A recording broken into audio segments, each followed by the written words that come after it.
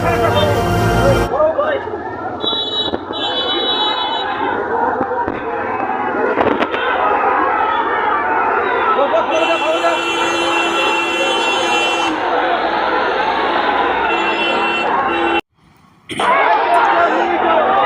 রাজ্য ক্রমশই হয়ে উঠেছে দুর্নীতিকারীদের আঁতুড়ঘর। যে কোনো প্রকল্পই হোক না কেন, কাটমানি এখন খুব সহজ একটি বিষয়। তবে কিছু ক্ষেত্রে গোষ্ঠী কোন্দলের চাপে পড়ে সেই কাটমানি আবার ফেরত দেওয়া হয় এলাকার পঞ্চায়েতের অফিসে। এমনই ছবি ধরা পড়ল উত্তর দিনাজপুরের চোপড়া বিধানসভার অন্তর্গত কমলাগাঁও সুজালি গ্রাম পঞ্চায়েতে। আবাস যোজনা টাকা ফেরত দেওয়া নিয়ে বিক্ষোভ কমলাগাঁও সুজালি অঞ্চলের সাধারণ জনগণের। জানা যায়, গত 2 বছর আগে প্রধানমন্ত্রী আবাস যোজনার ঘর হবে বলে প্রত্যেকটি বেনিফিশিয়ারের কাছ থেকে 10,500 টাকা অগ্রিম নেওয়া হয়। যাদের ঘরের লিস্টে নাম ছিল তাদের সবার কাছ থেকে এই টাকা নেওয়া হয়েছে বলে জানা যায়।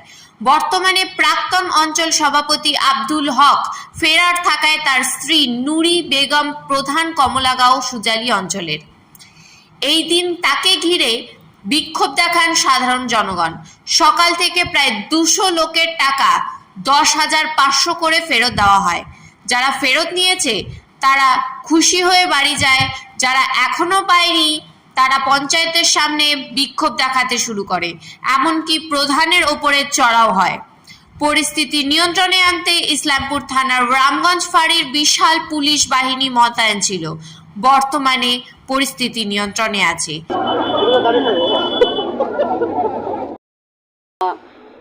প্রশাসন পুরো দায়িত্বটা নিয়েছিল ঘরের টাকার ব্যাপার নিয়ে। এবার প্রশাসন পুরো দায়িত্ব নিয়ে টাকাটা সেটা প্রশাসন নিজে হাতে, আমিও ছিলাম প্রধান হিসাবে, প্রশাসন আমাকে থাকতে বলেছিল। আমি তো আমার দায়িত্বের মধ্যে পঞ্চায়েতের মধ্যে পড়ি, তো আমি ছিলাম। প্রশাসন কোথা থেকে উদ্ধার করলো, কার কাছ থেকে উদ্ধার করলো, প্রশাসন যাদের যাদের টাকা প্রত্যেক বেনিফিশিয়ারিকে ফেরত দিল। সেই পাশাপাশি দেখা গেল যে আজকে আপনাকে পুলিশের গাড়িতে তুলে নিয়ে আসা হলো বাড়িতে, তার সামনেও অনেকজন বিক্ষোভ দেখাচ্ছিল যারা টাকা পায়নি। এটা আবার একটা আলাদা কথা হয়ে গেলো। কেন বলুন তো, এটা একটা রাজনীতির ব্যাপার। আপনারা সবাই জানেন যিনি বর্তমানে অঞ্চল প্রেসিডেন্ট আছে আব্দুল সাত্তার, উনি এগুলো আমার সঙ্গে করছে শুরু থেকেই। যখন থেকে উনি অঞ্চল প্রেসিডেন্ট হয়েছে অনেক ক্ষয়ক্ষতিও আমার করেছে। উনি আমার চোখের সামনে হুট করে বাইরে আসলো, লোক আগে থেকে জামায়াত করে রাখছিল, বাইরে এসে কিছু লোক করে ইশারা দিল যে প্রধান বাইরে আসছে, আপনারা একটু গন্ডগোল করুন। উনি তো চাই যেগুলো গন্ডগোল হোক প্রশাসনের সামনে, সেটা প্রশাসনের ব্যাপারটা দেখলো। আজকে প্রশাসনের কাছে প্রমাণ হয়ে গেল গন্ডগোলটা কে করালো। তারা আজকে বলছে কিন্তু যে নির্দলের যে প্রধান, সেই প্রধানেই কিন্তু এই টাকাটা ফেরত দিল। কি বলবেন?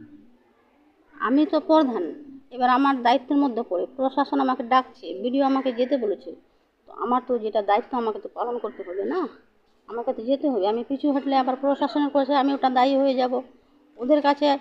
তো আমার দায়িত্ব আমি পালন করেছি। এখন ওরা যদি মন্তব্য এটা করে ওটা করে, তো আমি কি কারো মুখ ধরে রাখতে পারবো কি? আজকে যে টাকাটা ফেরত দেওয়া টাকা ছিল, যারা আগে দায়িত্ব ছিল তারা নিয়েছিল। এবার প্রশাসন কার কাছে উদ্ধার করলো, প্রশাসন ঠিক নিজের হাতে এসে আমাকে সঙ্গে নিয়ে গিয়ে টাকাটা প্রত্যেক বেনিফিশিয়ারির হাতে দিল। কে কে ছিল যখন টাকা ফেরত দেওয়া হয়? রামগঞ্জ থানার বড়বাবু ছিল, আইসিও ছিল, অনেক পুলিশ বাহিনী ছিল, জাহিদুলও ছিল, কামাল ছিল, সাক্তারও ছিল, আমাদের পঞ্চায়েত স্টাফও ছিল। আর কতজন পাবে টাকা? টাকা তো 200 জনের মধ্যে প্রায় হয়ে গেছে, 2-4 জন মনে হয় বাকি আছে, কারণ কারোর নামের গণ্ডগোলের জন্য 2-4 জন থেকে গেলো। তো ওটা বড় বাবু বললো যে ওটা আমি নাম মিটিয়ে টিটিয়ে আজকের মধ্যেই কমপ্লিট করে দেবো। আমার নামের গণ্ডগোল তাহলে একটা ঝামেলা হতে পারে না। যারা যে টাকাগুলো নেওয়া হয়েছিল, যারা এর আগে দায়িত্বই ছিল, তারাই টাকাটা নিয়েছিল। আজকে সেটা ফেরত দেওয়া হলো। তো প্রধান হিসাবে আমাকে যেতে বলেছে, প্রশাসনও বলেছে, উচ্চ নেতৃত্বও বলেছে। তো আমি প্রধান হিসাবে সেখানটায় গিয়েছিলাম, আমার যেটা দায়িত্ব। কারণ যারা পঞ্চায়েতের দায়িত্বে ছিল, পঞ্চায়েতের বাইরে নেতা হিসাবে যারা দায়িত্ব ছিল তারাই টাকা নিয়েছিল। তো টাকা এখন যখন ফেরত দিতে হয়েছিল, এখন টাকা ফেরত দিতে হলো। এই যে টাকা হিসাবে সেই নেতারা নিয়েছিল, এখন তো ওরা তারাই বলতে পারবে। আমি যেটা প্রধান হিসেবে আমার দায়িত্ব, আমি আমার দায়িত্ব হিসেবে গিয়েছিলাম, দায়িত্ব পালন করলাম। এই টাকাটা কোথা থেকে দিলেন? নিজের পকেট থেকে?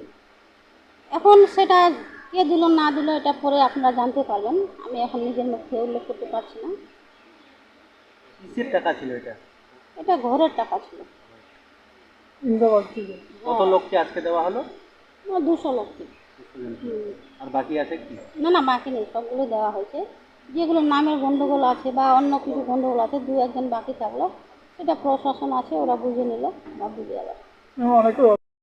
1300-1400 ঘরের কথা বললে তো হবে না, আমি তো প্রধান, পঞ্চায়েতের হিসাবটা সবটুকু আমার জানা আছে। 200 ঘরের লিস্ট আছে, কিন্তু 200 ঘরেরও তো হবে না, লিস্ট যতটুকু আছে ততটুকুও দিয়েছে। এবার লিস্টের বাইরে যদি কেউ নিয়ে থাকে তাহলে ওটা প্রমাণ করে দেখবে প্রশাসন। এতটুকুই বলবো, আজকে সুজালি অঞ্চলে একটা সফলতা হলো, এইটুকুই আমি বলবো। মানে কি এটা সফলতা ফার্স্ট হলো? স্টেপ। কি সফলতা আপনি তো দেখলেন এখানে কি হলো না হলো। প্রথম থেকে যেহেতু আপনারা দেখেছেন সরকারদা, মানে কি হয়েছিল? ভাই একটাতে আমরা সফল হলাম, সেটুকুই আমরা বলবো। আজকে আমাদের একটা সফল হলো, যেরকম যে ঘরের বা যেটা সরকারি একটা ঘর ছিল সেটা আমার হয়ে গেছে কাজ। বেদখল করে যেগুলো জমি নিয়েছে সেগুলো অলরেডি হয়ে গেছে, প্রশাসন সেগুলো দেখছে। এখন আপনারা প্রশাসনের কাছে জিজ্ঞাসা করো কি কি সফল করতে পারছে সুজালিতে, এইটুকুই আমি বলবো। কি হলো আজকে একটা সফলতা হলো যে আমাদের যে নির্দলীয় প্রধান ছিল সে তোলাবাজি যেটা করেছিল সেটা আজকে একটা রিফান্ড করলো। কত টাকা করে তোলাবাজিটা? কি তোলাবাজি? যখন তোলাবাজি করেছে সেই জন্য দিল, বা যেটুকুই বলবো কাটমানি সেটাই করেছে। আর কি করেছে কত এটাই টাকা তো। করে দাদা এটা কি দেখতে পাবো? এটা আমি দেখতে পারলাম না কত করে, আমি তো বাইরে ছিলাম, এখন আসলাম। সবাইকে টাকা দেওয়া হয়েছে কি না অনেকদিন বাকি আছে? হ্যাঁ এখনো কিছু হয়নি, 5% হয়নি। পরের টাকা হলে কি পাবে? দেখা যায়, আশা করি সম্পূর্ণ টাকা পাবো। ব্যুরো রিপোর্ট, পশ্চিমবঙ্গ বার্তা ডিজিটাল।